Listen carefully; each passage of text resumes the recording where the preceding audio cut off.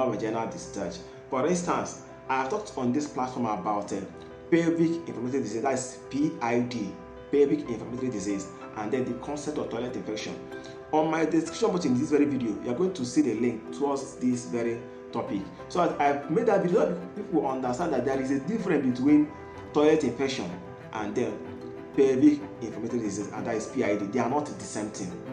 They are not the same thing. So it's a misnomer to use that word, toilet infection. So, but that is for another day. Now, having understood this, there is also another thing that can also call vaginal discharge, that is called. Hello, my wonderful viewers all over the world. Thank you and welcome once again to this platform. I want to thank you for joining me today as we're discussing about abnormal vaginal discharge. Here on this platform, we discuss about health issues, importance of exercising, and other pressing issues within the society. My name is Chidebere Eze. You can call me Chidi or Eze. I'm a medical doctor with special interest in public well-being. I want to plead with us to support this channel by subscribing to this channel. Go down to the notification button as well and turn on your notification, and then like, comment, and share our videos as well. You can also follow this simple step to subscribe to this channel, as you don't know how to subscribe. Thank you and do the needful. Thank you so much.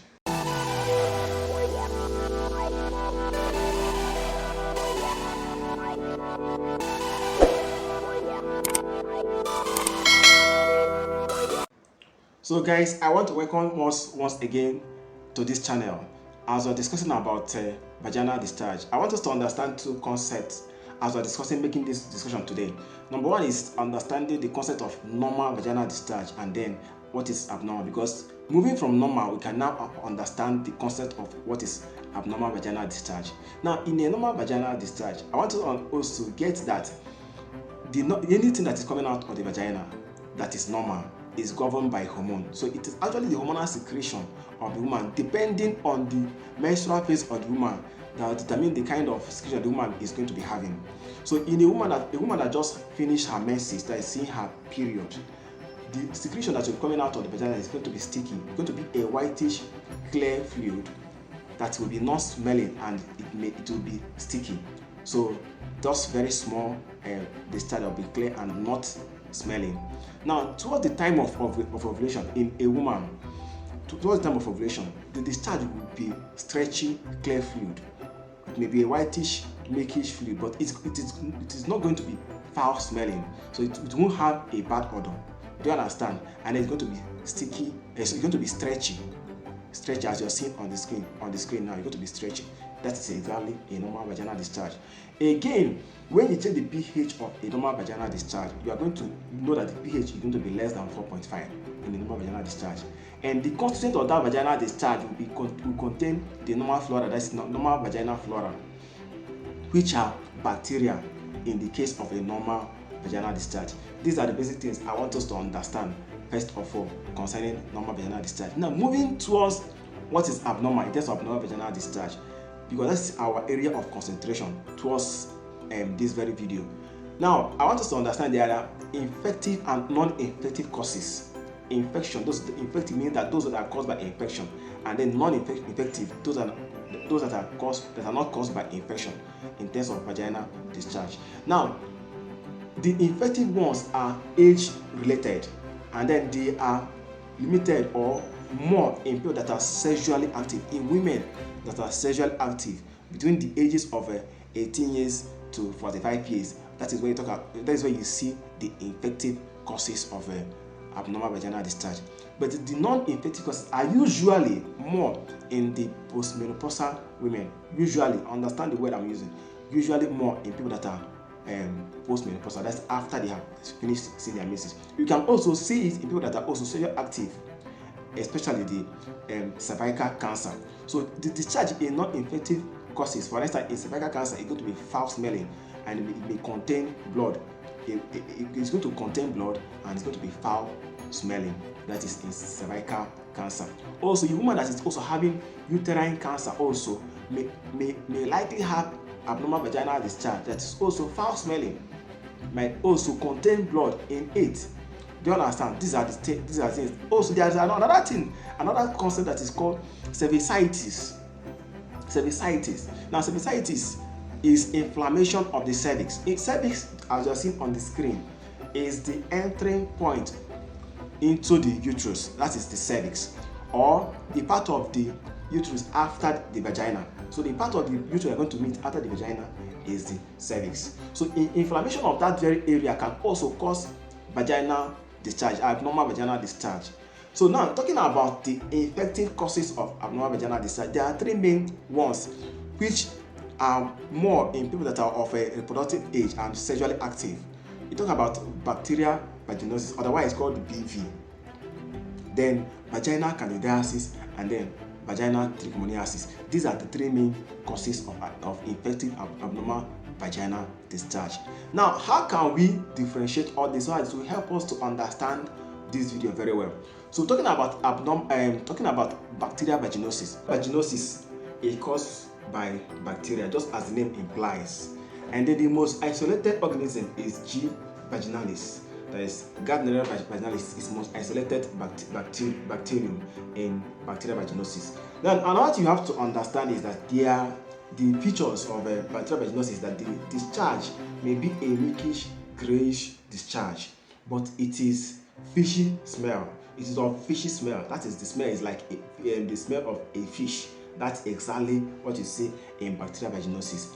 Also, the person may be having painful intercourse, otherwise called dyspareunia, or also burning sensation or itching within the vagina in bacterial vaginosis as well. Then another thing you have to know is when you check the pH of that vaginal secretion in bacterial vaginosis, that is the discharge in bacterial vaginosis, the pH will be greater than 4.5. That is exactly what we're going to see. The other thing I want to understand is that there are risk factors for bacterial vaginosis. Just one of the risk factors, as I said before, is being sexually active. Then it is more in people that have multiple sexual partners, or you as a lady, if you have a sexual partner that you're faithful to, but the person is not faithful to you, the man is not faithful to you, and is having sex with other women, you are likely going to contract that the bacterial vaginosis, that disease, bacterial vaginosis. Also, if you are doing what is called douching, whereby some ladies, they introduce foreign substances like perfume, like cream, into their vagina, it can also result in bacterial vaginosis by distorting the normal flora within the vagina. That can result in bacterial vaginosis. Also, if you are wearing a contraceptive, the IUCD, intrauterine contraceptive device, can also predispose you to having that bacterial vaginosis, as well as abuse of antibiotics.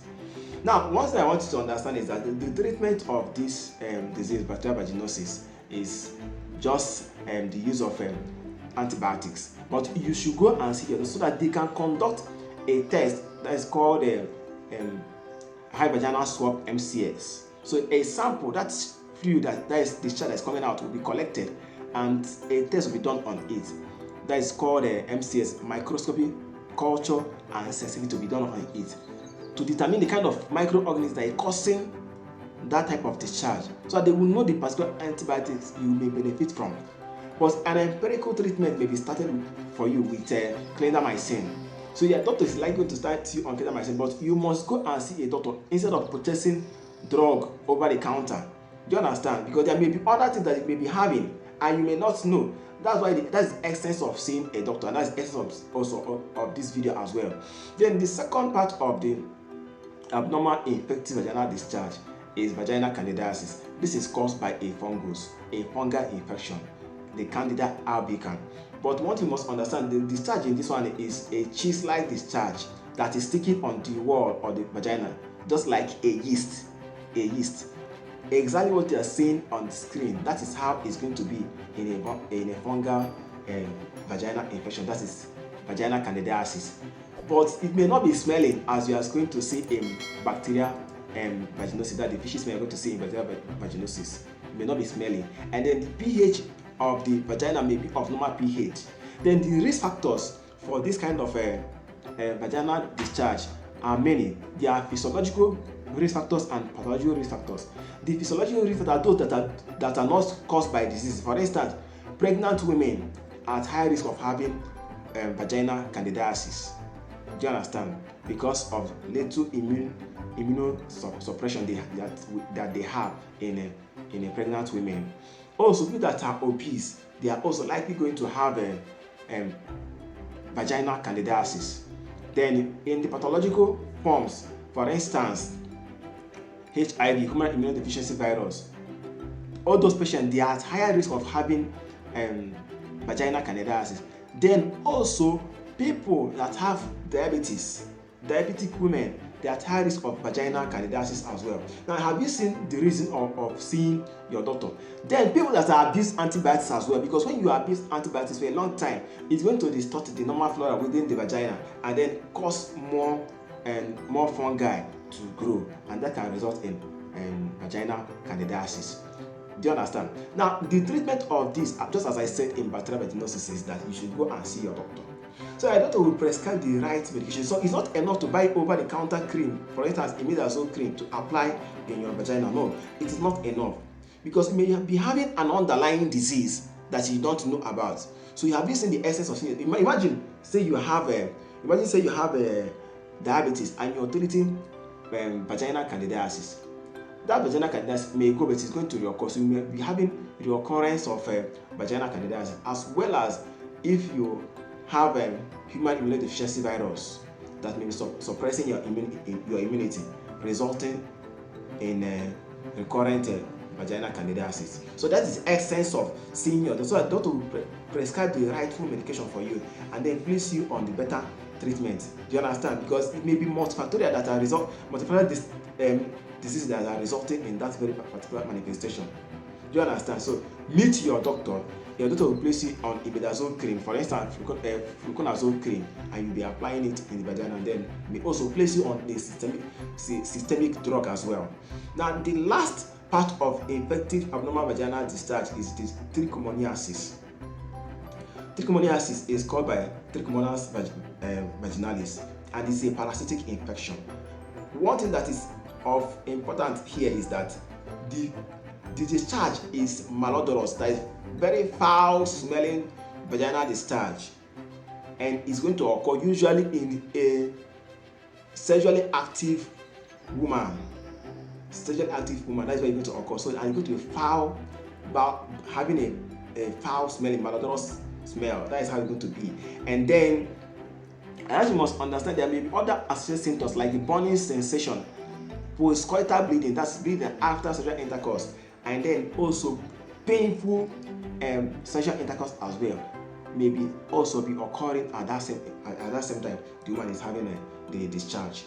Do you understand? Now, you as a lady should also know that this is a sexually transmitted disease. So if you are sexually active and you are having multiple sexual partners, you are at high risk of having this disease. So that's why you have to see your doctor for any of these abnormal infective vaginal disease, so that your doctor will tell you what to do, and then, of course, counsel you. Counseling is part of the treatment. Tell you what to do. For instance, if you are having unprotected sexual intercourse, your doctor may tell you what to do concerning that and tell you how to protect yourself. For instance, if you are not being faithful to your partner, counseling can also be a part of treatment, so that I can counsel you, so that you can possibly remain with each other instead of involving yourself in multiple sexual activities. Do you understand? So the treatment of this trichomoniasis, vaginal trichomoniasis, is by taking a metronidazole tablets. But it is not enough to take this tablet, because there may be other mixed infection. For instance, a woman that is having vaginal trichomoniasis may at the same time have bacterial vaginosis. So you can see that it is not enough taking only metronidazole. That's the essence of seeing your doctor. So the doctor will examine you and then look at the secretion or the discharge proper. After examining it and send it for test, place you on empirical treatment. For a few days later, when the result comes out, they will go through the result and know the next line of action to take for you, because some of these things can cause complications after the discharge has occurred. Do you understand? So I want to thank you, and then I will appreciate that you listen and then share this video so that other people can learn about what we are teaching on this platform. I want to thank you for listening. Thank you so much, guys.